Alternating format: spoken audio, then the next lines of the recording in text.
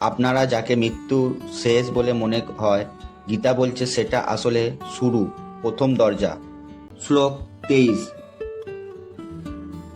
অস্ত্র আত্মাকে কেটে ফেলতে পারে না, আগুনে তাকে পোড়াতে পারে না, জল তাকে ভিজাতে পারে না, বায়ু তাকে শুকিয়ে দিতে পারে না।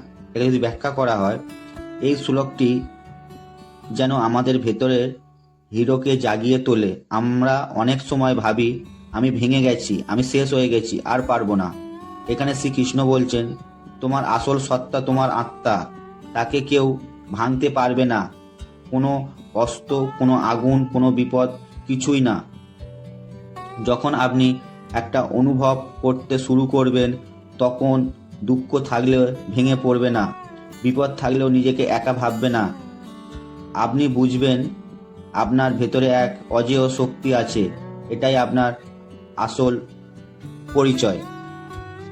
রাধে রাধে।